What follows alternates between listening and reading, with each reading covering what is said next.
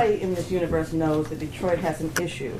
Detroit and Wayne County have issues, huge issues with children dying from firearm use. And no matter how much we sugarcoat it or say it's not so, or try to cover it up with other stats about crime going down, it still remains an issue that we have to address. But today I want to talk about, as I said a few moments ago, about a subset of that issue. And that issue is kids or children finding guns, usually in their homes and cars, and usually these guns are legally owned and possessed. And these children using these guns to either kill or injure themselves or kill or injure other people. As I said, often these guns are legally owned. They're often unsecured. And most of the time, children know where they are, even if parents think that they don't.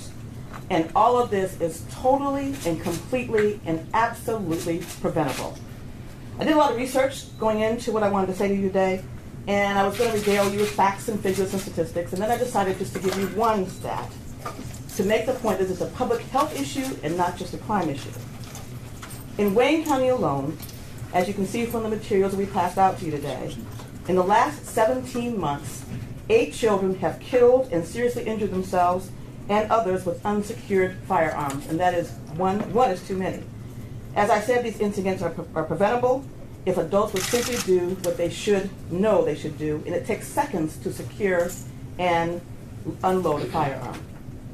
Now, some people don't have firearms in their homes, and this does not mean that our children are immune from this situation. I myself, who have 2 7-year-olds, ask the people whose homes my children go to, do you have firearms in this home? Where are they kept? Are they secured? How are they secured? And in some cases, I want to see where they're kept and how they're secured. So our children are not only immune, are still immune, not immune to this, even if no guns are present in their own home. And no matter how much individuals, parents, and others educate their children about gun safety, children and teenagers are somehow magnetically drawn to firearms. I think we've probably all seen, and if we haven't seen, we should take a look at the Dateline piece. It's about 5 or 6 parts long, where Natalie Morales is the correspondent. And she usually has these different scenarios with kids finding guns. The parents are usually behind the screen, and they're watching, and all of them swear up and down that their children will not touch these firearms, because they constantly and consistently let their children know that they should not. And of course, in almost all cases, with an unloaded, of course, firearm laying there, the child will pick it up and point it at themselves, pretend to shoot it, and still could do harm if that firearm was loaded and unsecured. So today I want to talk about several things before I talk about several charges that we're going to be announcing today. I'm going to be taking place, and none of this is rocket science. Some of these are original ideas, most are not, about what we should be doing about kids and gun safety. What I'm going to be doing in the very near future this summer is calling on the heads of all our major hospitals to come to a meeting with me. Those of you who have children who know that you go with them every year, and you go to the pediatrician appointment, there are a series of questions that are asked. Those questions are, what does your child eat? How much do they sleep? Is there a gun in the home? And is there usually a firearm in the home? And is there a smoke detector in the home? Now, maybe because I've always checked no, I've never had a counseling session with any of these pediatricians.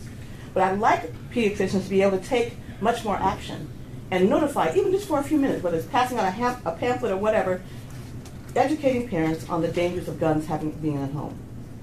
Also, we think we need to have legislation that deters irresponsible gun storage practices, criminal penalties if an adult gun owner negligently leaves a gun around and is accessed and used by a child, resulting in injury and or death. We should have more mandatory, and again, it's not rocket science, more mandatory gun ownership education. I know that when you go to a CPL class, there's about 8 hours of instruction, and a lot of that instruction deals with gun safety, and specifically gun safety as it relates to children. But when you own a gun in your home, there is no such mandatory requirement that anyone have any education about, even though it seems obvious, about gun safety. And I think there should be that mandatory gun ownership education classes for adult owners of guns.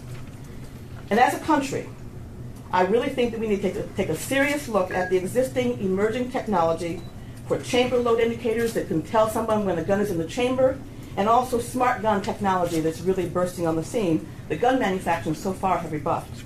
That means a gun can only be fired by its owner, and scientific evidence is used, like fingerprint analysis or palm print analysis are used, as well as other technology. It cannot be fired by anyone other than the owner if found by a child. And of course, there are public safety campaigns that we know work. Of course, several cities, including Detroit, have had buyback campaigns. gun locks that only work if people use them, and all of these things have been tried, but they need to be continued to be tried, and more needs to be done. One of the case examples that you have that we've passed out to you today is the Dalen Head case that we filed back early this year, and it's coming up for a jury trial on July the 5th of 2016. And this really is an example of the most egregious set of allegations, again, allegations, that we have seen in recent memory. The facts in that case, the allegations, I should say, in that case, was the defendant knowingly kept a loaded, unsecured, sawed-off shotgun in his bedroom closet on the floor in plain sight with the closet door open. His room was also where the video game console was located, where all the children played the video games. His daughter, allegedly, aged 10 years old, pulled the shotgun out of the closet, so clearly she knew where it was, and mimicked the activity on the video game that she had just seen her brother playing with. The gun discharged, killing her 9-year-old brother. So again, that's up for, those are simply allegations at this time. Let me emphasize that, but it's up for jury trial in this building on July the 5th. I want to announce today's charges, and I believe we passed out a press release, but today we are charging 2 separate cases dealing with this issue. One is a grandparent charged in a fatal shooting death of a young girl, Mariah Davis. We have charged Frederick Davis, age 65, and Patricia McNeal, also 65, both of Detroit, in connection with the fatal shooting death of their grandchild I mentioned a minute ago, Mariah Davis, who was 5 years old at the time of her death. On May 11th of this year, Davis and McNeal were babysitting Mariah and her brother along with a neighbor's child in the 19700 block of Oakfield in the city of Detroit. It's alleged that at midnight, Mariah went into her grandparents' bedroom and retrieved the handgun, so obviously the facts will show that she knew where it was, from under a pillow, took it to another room and shot herself in the neck, and Mr. Davis went into the room and observed the injured child on the bed and retrieved the gun and called 911. The child was fatally injured. We have charged both of those offenders with 1 count each of involuntary manslaughter, 3 counts of child abuse in the 2nd degree, and 1 count each of felony firearm. Davis has also been charged with felon in possession of a firearm, and they're expected to turn themselves in and be processed and arraigned at 10:30 a.m. on Thursday, May the 26th in 36th District Court. The second charge that we are charging today is about a great-grandfather and mother of a 4-year-old child in a non-fatal shooting incident. Joseph Williams and Audrey Drury, both of Detroit, have been charged by us in a non-fatal shooting on November the 11th, that took place last year, on November the 11th of 2015, at about 7:45 a.m. at their home on the 14,000 block of Terry Street in Detroit. Miss Drury's 4-year-old son found a handgun belonging to his great-grandfather, Joseph Williams, and shot himself allegedly with the handgun, injuring his hand. The victim was treated at a local hospital and survived his injury, thankfully. It's further alleged that Williams and Drury had knowledge that the unsecured firearm was in the home and accessible to the 4-year-old child and his young brother.